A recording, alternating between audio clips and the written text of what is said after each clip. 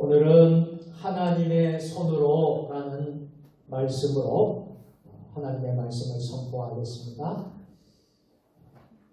오늘 본문은요, 예수님께서 대제사장 가야바의 집에서 열렸던 산헤드린 공회에서 재판 받으실 때의 장면이 오늘 본문의 내용이 되겠습니다. 그들은 예수님을 십자가에 못 박기를 원했습니다. 그러기 위해 없는 죄도 만들어내야 했습니다. 여러분, 우리가 아는 예수님은 죄가 있으신 분이실까요? 죄가 없으신 분이에요. 그런데 저들은 어떻게 해서라도 십자가에 못 박기 위해서 죄를 만들어내야 했습니다. 이 상황이 오늘 우리가 읽은 본문의 내용이죠. 55절, 56절 다시 한 번 더 읽겠습니다. 시작. 대제사장들과 온 공회가 예수를 죽이려고 그를 칠 증거를 찾되 얻지 못하니 이는 예수를 쳐서 거짓 증언하는 자가 많으나 그 증언이 서로 일치하지 못합니다. 찾아보려고 해도 찾지를 못하는 거예요. 예수님이 죄가 없으시 깨끗한 분이시니까. 그런데 그때 기가 막힌 증언이 나왔습니다. 신성모독으로 예수님을 죽일 수 있는 내용이었습니다. 자, 57절 가볼게요. 57절, 58절 같이. 어떤 사람들이 일어나 예수를 쳐서 거짓 증언하여 이르되 우리가 그의 말을 들으니 손으로 지은 이 성전을 내가 헐고 손으로 짓지 아니한 다른 성전을 사흘 동안에 지으리라 하더라 하되. 이제 뭔가 예수의 죄를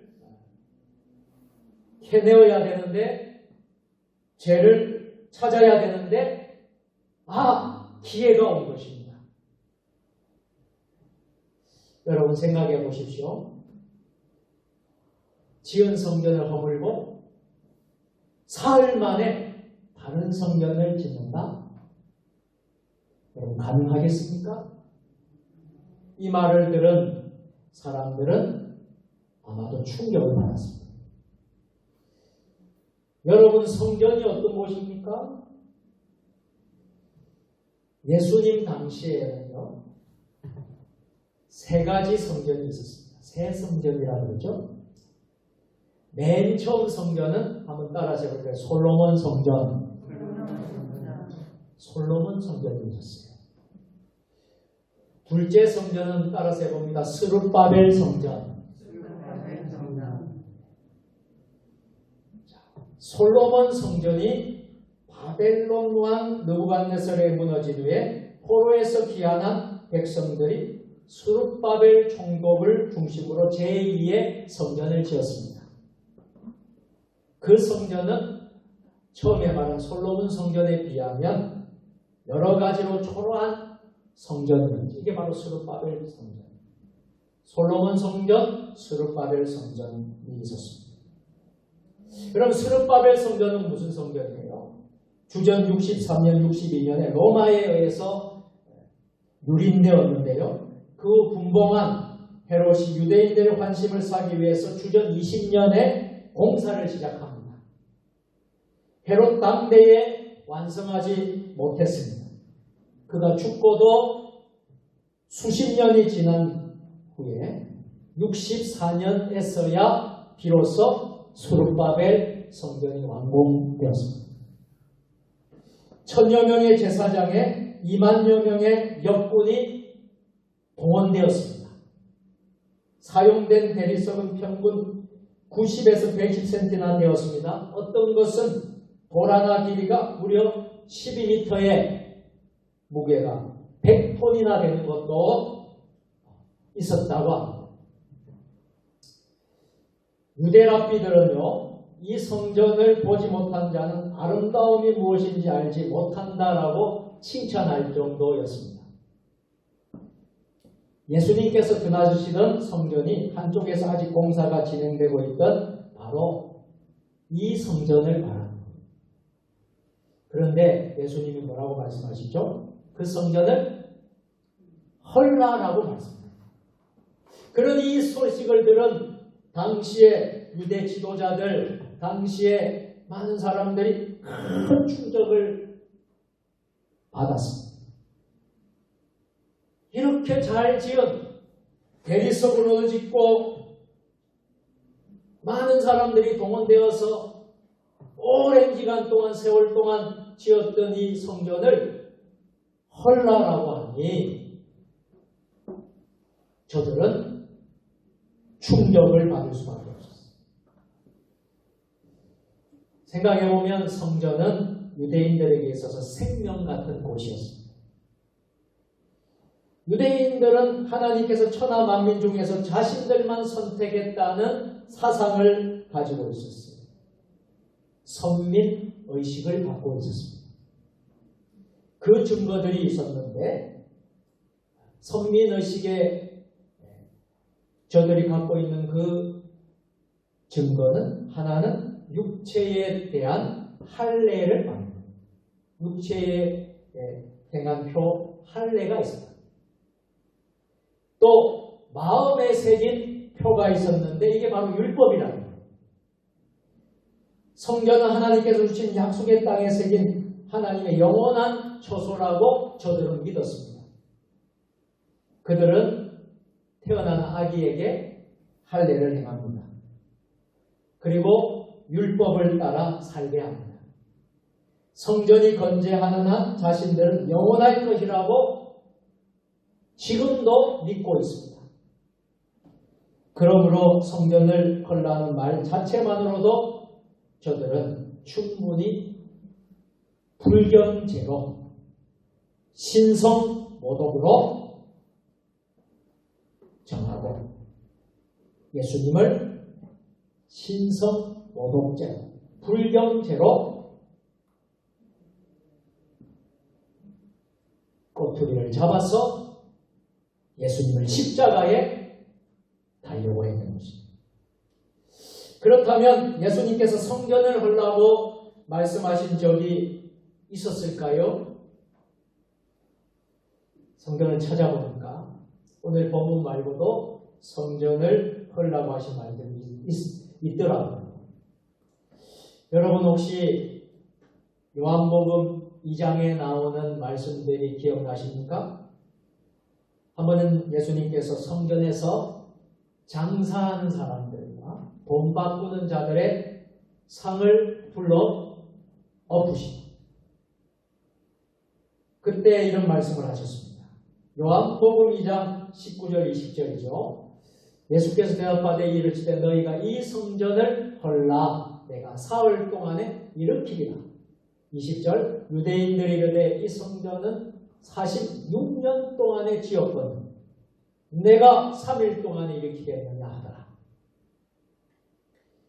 저들은 예수님이 성전을 헐라라는 의미도 몰랐고 3일 만에 다시 일으킨다라는 것도 영적인 의미도 깨닫지를 못한 거예요. 당시에도 성전 공사가 계속되고 있는 중이었기에 예수님의 말씀을 들은 사람들은 모두 조롱하고 비웃었을 것입니다. 그렇다면 우리 예수님께서는 왜 이처럼 파장이 큰 말씀을 저들에게 하셨겠습니까? 그 본질적 이유를 우리는 깨달아야 합니다. 오늘 밤에 우리가 그렇게 하신 말씀의 본질적인 이유를 우리는 찾아야 합니다. 58절입니다. 58절 다시 보십시오. 우리가 그의 말을 들으니 손으로 지은 이 성전을 내가 헐고 손으로 짓지 아니한 다른 성전을 사흘 동안에 지으리라 하더라 하되 아멘. 여기 두 종류의 성전이 나옵니다. 하나는 손으로 지은 성전입니다. 손으로 지은 성전. 이 성전은 어떤 성전입니까? 사람의 손으로 사람들이 지은 성전을 말합니다. 사람이 지은 성전에는 결정적인 한계가 있다는 것입니다. 첫째 한계는 다 무너진다. 실제로 성전이 대단해 보였지만 여러분 역사적으로 보면 어떻게 되었습니까? 다 무너졌습니다. 그렇게 화려했던 솔로몬 성전은 어떻게 되었죠? 바벨론의 느부갓네살에 의해서 성전이 무너졌습니다. 수룹바벨 성전은 어떻게 되었습니까? 로마 군대에 의해서 유린당했습니다. 그리고 예수님 당시에 헤롯 성전은 어떻게 되었습니까? 주 70년 로마의 티투스 장군에 의해서 완전히 파괴가 되었습니다. 사람의 손으로 지어지는 것은 다 무너진다. 손으로 지은 성전은 또 어떤 문제가 있습니까? 하나님께서는 성전에 갇혀 계실 분이 아니시다라는 것을 보여줍니다. 여러분 사도행전 7장 47절에서 50절을 보면 다음과 같습니다. 솔로몬이 그를 위하여 집을 지었느니라. 그러나 지극히 높으신 이는 손으로 지은 곳에 계시지 아니하시나니 선지자가 말한 바 주께서 이르시되 하늘은 나의 보좌요 땅은 나의 발등성이니 너희가 나를 위하여 무슨 집을 짓겠으며 나의 안식할 처소가 어디냐 이 모든 것이 다 내 손으로 지은 것이 아니냐 함과 같으니라. 아멘. 하나님께서는 천하 만물을 다스리십니다. 창조주이십니다. 온 세상이 그분의 집이십니다. 그분이 손으로 다 지은 것입니다. 그런데 이 사람이 지은 작은 건물에 갇혀 계실 분이 아니시라. 이것이 바로 손으로 지은 성전의 한계라는 것입니다. 그러기에 예수님은 뭐라고 말씀합니까? 따라서 합니다. 그 성전을 헐라. 분명히 오늘 말씀을 하고 계십니다. 그 성전을 허물라라고 말씀하십니다. 왜요? 사람의 손으로 지은 겁니다. 사람의 손으로 지은 것은 허무하고 다 무너진다는 것이죠. 그렇다면 그 대안은 무엇이겠습니까? 그것은 오늘 본문 55절에 58절에 나오는 대로 손으로 짓지 아니하는 성전이다. 58절에 우리가 그의 말을 들으니 손으로 지은 이 성전을 내가 알고 뭐라고 되어 있습니까? 손으로 짓지 아니한 다른 성전. 이것이 바로 대안이라는 것이죠.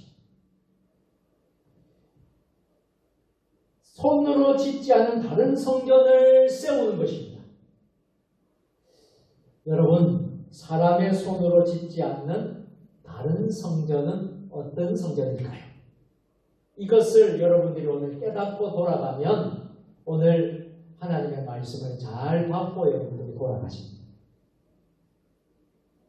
첫째, 이것은 예수님의 부활하신 몸을 말합니다. 여러분, 부활을 여러분 믿으시죠? 예수님의 부활을 확실히 믿으시기를 바랍니다. 예수님의 부활하신 몸을 여러분들 확실히 믿고 고백하시기를 바랍니다. 이것이 뭐예요? 사람의 손으로 짓지 않는 다른 성전이다. 예수님께서는 십자가에서 죽으신 후 3일 만에 다시 부활하셨습니다. 사흘 동안의 치료라는 말씀이 바로 이것을 가리키는 것입니다. 그래서 요한복음 2장 21절 22절에서 그러나 예수는 성전된 자기 육체를 가리켜 말씀하신 것이라. 죽은 자 가운데서 살아나신 후에야 제자들이 이 말씀하신 것을 기억하고 성경과 예수께서 하신 말씀을 믿었더라. 아멘. 자, 예수님께서는요, 당신의 부활을 가리켜 이렇게 말씀합니다. 성전을 3일 만에, 사흘 만에 짓겠다고 하신 것입니다. 이것이 바로 사람의 손으로 짓지 아니한 성전을 말합니다. 예수님의 부활은 사람의 손으로 이루어진 게 아니었습니다. 사람이 한 일은 무엇이에요? 예수님을 배반한 거예요. 예수님을 십자가에 못 박는 것이었습니다. 무덤에 장례하고 군병들을 보내어서 지킨 것뿐이었습니다. 사람들이 한 일은 이것입니다. 예수님께서 부활하실 때 사람이 한 일은 하나도 없습니다. 사람들은 예수님의 손가락 하나도 살아나게 하지 못했기 때문에 부활은 전적으로 사람의 손이 아닌 또 다른 손으로 이루어진 역사입니다. 할렐루야. 그 또 다른 손, 이 손이 무슨 손일까요? 이 손이 여러분 오늘 설교의 제목에 나오는 무슨 손이에요? 하나님의 손이다. 하나님의 손.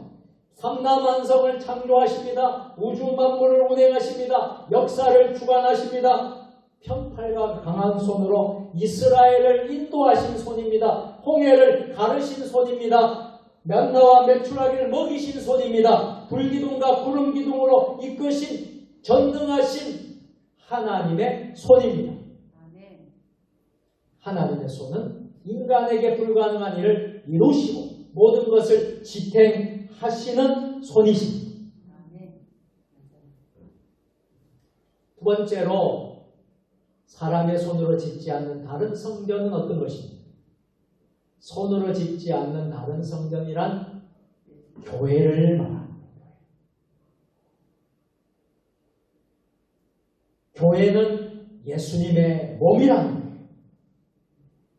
그래서 에베소서 1장 23절 굉장히 중요한 말씀이죠. 에베소서는 여기 교회론을 말합니다. 교회가 어떤 곳인가, 교회가 무엇인가라는 것을 에베소서에서 우리에게 잘 가르쳐주고 있습니다.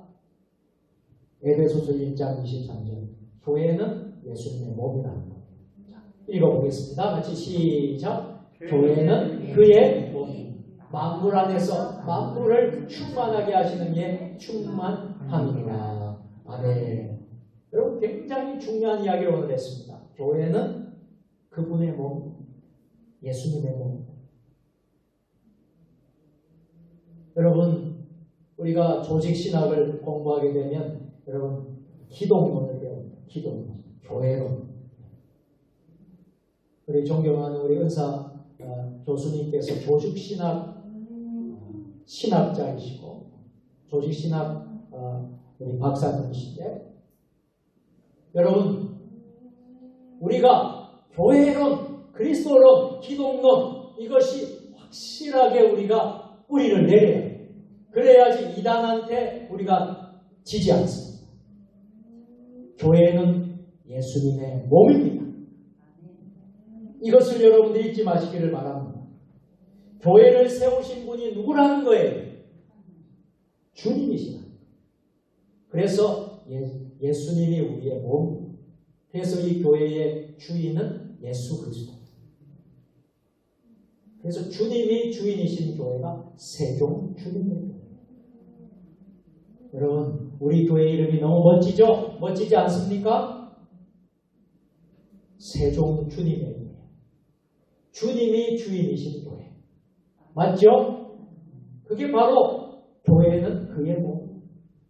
분명히 우리에게 말씀을 하고 있어요. 그래서 손으로 짓지 않는 다른 성전이란 교회를 말한다라는 것을 잊지 마십니다. 그래서 주님께서는 뭐라고 말씀하시죠? 내 교회라고 말씀을 하십니다. 우리는 때로 사람이 교회를 세운다고 이끈다고 생각해서 어떤 분이 건축원금을 많이 내었어요. 그래서 그 교회를 세웠어요. 그분이 다는 그렇지 않지만 그분이 주인 행세를 합니다. 여러분 안 되죠? 교회의 주인은 누굽니까? 예수님. 그런데 이 땅에 우리 교회들을 보게 되면요.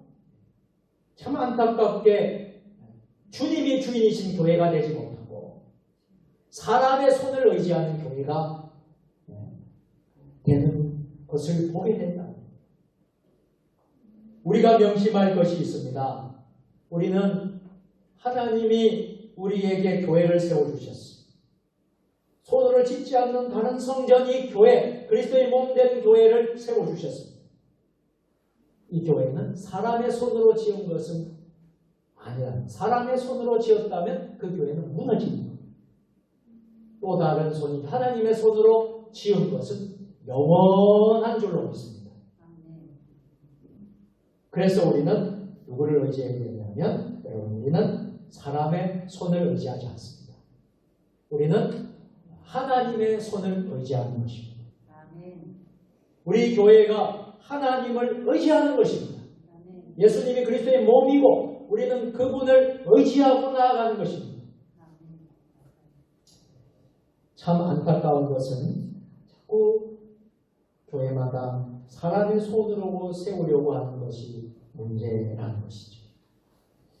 그것을 보여주는 단적인 증거가 성경에 나옵니다. 그리고 무엇으로 우리가 말할 수 있겠습니까? 창세기의 바벨탑 사건입니다. 바벨탑 사건의 가장 큰 문제, 잘못된 점은 두 가지였습니다. 하나는 목적이 잘못되었다는 것. 굉장히 중요한 이야기입니다. 여러분, 교회의 목적, 존재 목적, 교회가 세워진 목적, 교회는 어떤 곳인가라는 걸 분명히 여러분 깨달으면 문제가 없는 거예요. 그런데 바벨탑 사건의 문제점은 첫 번째 이유는 목적이 잘못됐다. 저들이 바벨탑을 쌓는 이유는 인간적인 명성, 인간적인 영광을 누리기 위해서 쌓았다. 하늘에 닿기 위해서, 높아지기 위해서, 교만함이 하늘에 올라가기 위해서, 하나님보다 더 높아지려고, 인간적인 욕심, 야망, 명성 때문에 그것이 목적이 되었기 때문에 바벨탑이 무너집니다. 그래서 창세기 11장 4절을 보면 또 말하되 자 성읍과 탑을 건설하여 그 탑 꼭대기를 하늘에 닿게 하여 우리 이름을 내고 온 지명에 흩어짐을 면하자 하였다. 이것이 무엇입니까? 인간들의 명성, 인간들의 영광을 추구하기 위해서 바벨탑을 짓고 쌓았다.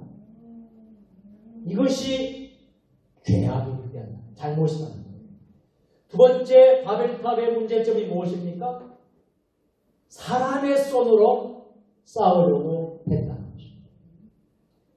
사람의 손으로 쌓는 것은 다 나중에는 없어지고 무너지게 된다는 사실을 깨닫기를 바랍니다. 창세기 11장 3절 다 같이 읽어볼까요? 서로 말하되 자 벽돌을 만들고 벽돌이 붙자 하고 이에 벽돌로 돌을 대신하여 역청으로 진흙을 대신하고. 돌은 하나님께서 창조한 것입니다.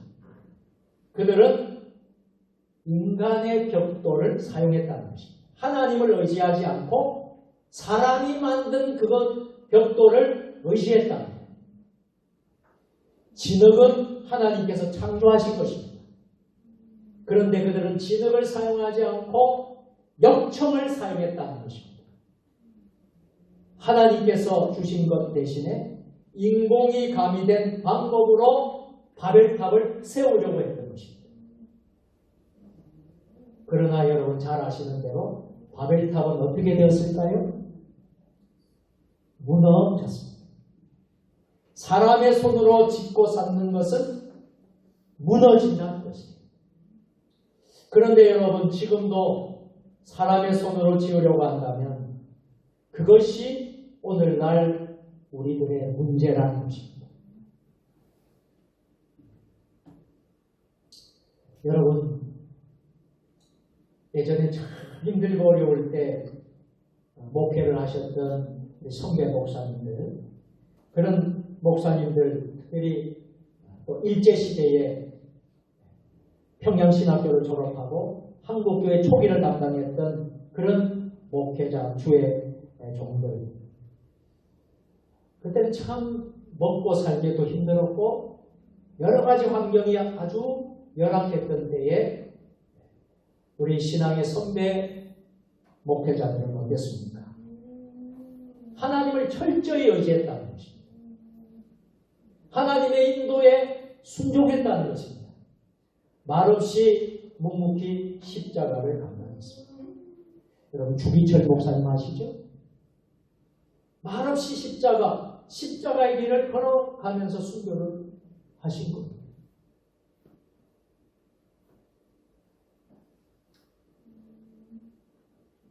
그 당시에 목사님들은 산에 가서 엎드렸습니다. 몇 날 며칠씩 금식하면서 부르짖고 기도했습니다. 하나님을 영적으로 체험하고 능력으로 무장하기 위해 부르짖었다는 것입니다. 당시의 목회자들은 공부도 많이 하지 못하셨다. 요즘에는 얼마나 목사님 되려면요, 목사가 되려면요, 얼마나 많은 공부를 해야 되지. 근데 당시에 목사님들은 공부도 많이 하지 못하셨어요. 여러 가지 면에서 취약했지만 대단한 능력의 목회자들이 많았던 것입니다. 거기에 비하면 요즘에 저도 많은 부족함을 많이 느끼는데요. 요즘에 우리 목회자들 어떻습니까? 너무나도 방법론에 집중하는 게 아닌가. 어떻게 하면 교회 성장하고 어떻게 하면 교회를 부흥시키고 어떻게 하면 좋은 것이 있을까. 너무 방법론에 치중하는 것이 아닌가 하는 생각을 하면서 반성을 해보고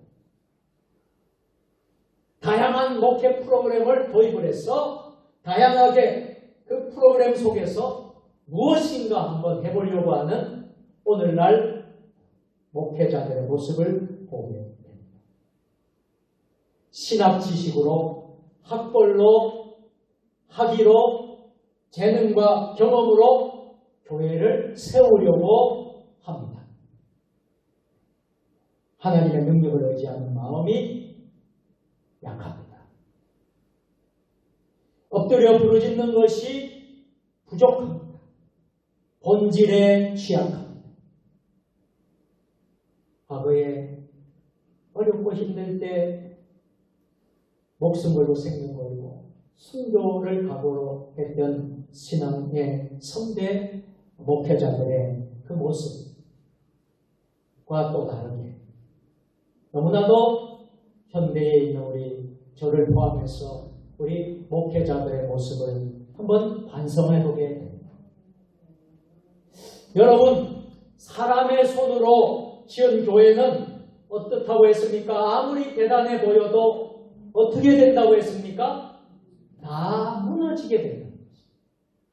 그러나 보이지 않는 하나님의 손으로 지은 교회는 든든하게 될 것입니다.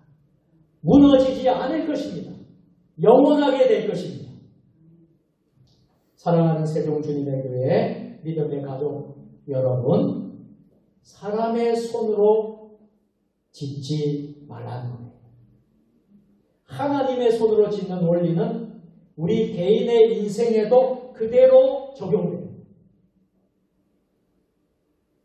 여러분들 당장 잘 나가는 사람들이 있죠. 너무 부러워하지 말라는 것입니다. 하나님의 손으로 짓는 것을 우리는 인내하면서 기다릴 필요가 있습니다. 우리의 자녀들 있지 않습니까? 지금 당장 뜻대로 안 된다 할지라도 낙심하지 말라. 가정 형편도 가정 살림도 교회도 다 마찬가지라는 것입니다. 우리는 하나님의 때를 기다리고 믿음의 사람은 철저히 하나님의 손을 의지해야 한다는 것입니다. 그런데 많은 이들이 하나님의 손을 믿지 않습니다. 그러나 보십시오. 하나님의 손은 단지 보이지 않을 뿐이지 모든 것을 준비하고 일하고 계시다는 사실입니다. 우리가 눈에 보이진 않지만 하나님이 오늘도 지금 일하고 계시는 거예요. 우리가 오늘 이 예배 드리고 있는 이 시간에도 하나님은 일하고 계시는 거예요. 우리 눈에는 보이지 않더라도 하나님은 역사하고 계시는 거예요. 베드로후서 3장 9절 상반절을 보면 이렇게 되어 있습니다. 같이 하겠습니다. 시작. 주의 약속은 어떤 이들이 더디다고 생각하는 것 같이 더딘 것이 아니라. 여러분, 어떤 사람들은 주의 약속이 더디다고 생각하는데 더딘 것이 아니라. 왜요? 하나님은 여전히 일하고 계십니다.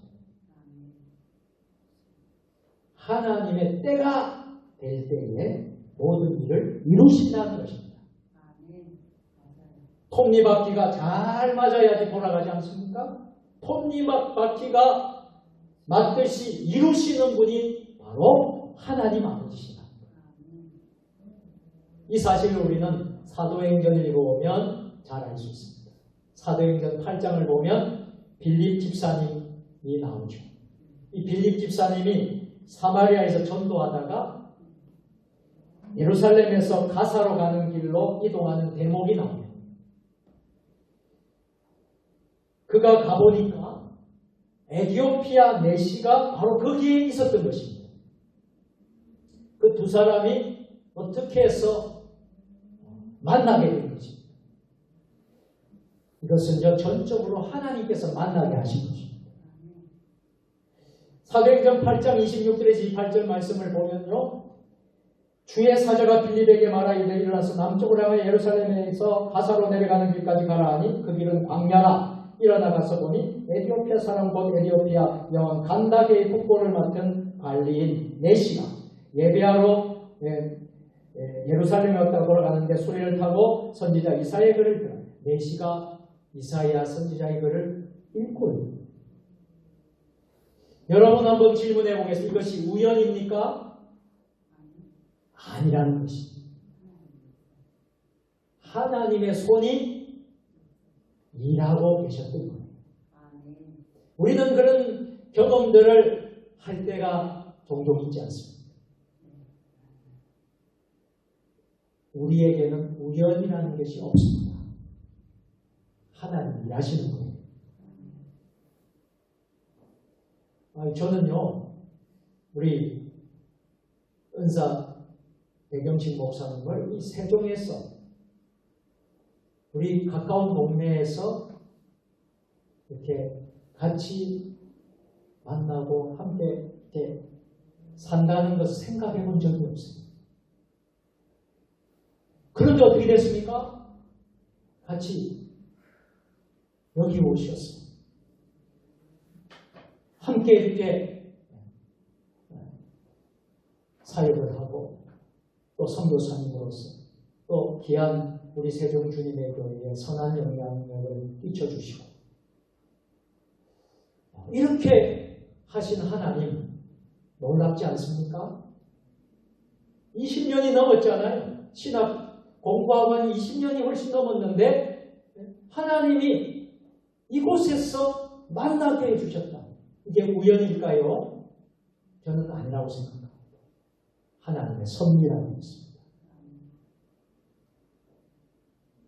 하나님의 손이 일하고 계셨던 것이죠.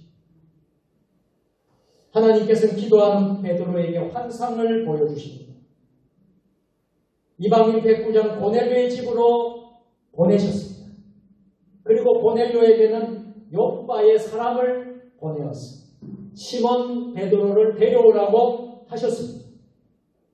그래서 극적으로 만나게 했습니다. 이방인 고넬료의 가정에 성령님께서 임하셨습니다. 다 모두 하나님께서 하셨습니다. 우연일까요? 우연이 아니라는 거예요. 성도 여러분, 우리 세종주님의 교회를 사람의 손으로 세우려고 한다면 우리 교회는 무너지게 될 것입니다. 그러나 하나님의 손에 우리 세종주님의 교회를 맡기면 견고하게 설 것입니다. 하나님께서 쌓으신 벽돌은 결코 무너지지 않습니다. 여러분, 우리의 손을 불끈 쥐고 우리가 이 손이 기도의 손이 되었으면 좋겠습니다. 순종의 손이 되었으면 좋겠습니다. 믿음의 손이 되었으면 좋겠습니다. 우리 두 손으로 보이지 않는 하나님의 손을 꼭 붙잡아야 됩니다. 사람의 손이 아닌 하나님의 손으로 이루어지기에 지금까지 부활의 복음이 세계 곳곳에서 건재하고 하나님의 역사가 오늘날도 일어나는 것입니다. 그렇게 심한 핍박을 교회의 역사를 보면, 교회사를 보면 심한 핍박을 2000년이라는 그 기간 동안에 교회들이 받아왔어도 교회는 지구촌에서 무너지지 않았습니다. 지금까지 건재합니다. 왜 그럴까요? 하나님께서 세우신 교회이기 때문에. 사람이 세운 교회들은 다 무너집니다. 그러나 하나님이 세운 교회는 2000년의 그 역사, 핍박과 박해 가운데서도 교회는 무너지지 않았습니다. 얼마나 예수 믿는 사람들을 죽이려고 해서 성전을 불태우고 사자 불에 집어넣고 불에 태워서 죽이고 십자가에 매달려서 죽이고. 여러분 카타콤을 아시지 않습니까? 카타콤. 많은 사람들이 희생이 됐습니다. 그런데 교회가 무너졌습니까? 교회가 다 여러분 소멸되었습니까? 오늘날까지 건재하다. 이것이 무엇을 말합니까? 하나님의 손이 붙잡고 있기 때문에, 하나님의 손이 교회들을 붙잡고 있기 때문에 가능한 것입니다. 하나님의 푯발과 강한 손이 우리도 역시 도우실 줄로 믿으시기를 바랍니다. 그래서 우리는 322장 찬송 가사에 보면 이런 가사가 있습니다. 세상에 헛된 신을 버리고 하나님 이름 높여 기리세. 우리는 세상의 어떤 신을 다 버리고 하나님을 높여 그 이름을 높이 기리고 찬양하는 세종주님의 교회가 되기를 바랍니다. 세종주님의 성도님들 될 수 있기를 바랍니다. 세상의 모든 것을 버리시기를 바랍니다. 우리 두 손을 믿는 교만한 마음도 우리의 교만도 버리시기를 바랍니다. 오직 우리는 하나님만 의지하고 높이면서 하나님의 이름을 높이 세우는 우리 세종주님의 교회가 될 수 있게 우리 구주 예수님의 이름으로 축원합니다. 기도하겠습니다. 전능하신 하나님, 사람이 세운 성전은 영원하지 않고 무너질 수밖에 없다는 것을 오늘 말씀을 통해서 배웠습니다. 하나님의 손으로 세운 교회는 무너지지 않고 영원하다는 것을 기억하고 가장 강력한 하나님의 손으로 하나님만 의지하고 하나님만 높이면서 세워나가는 우리 그리스도인들 되게 하여 주시옵소서. 예수님의 이름으로 기도드리옵나이다.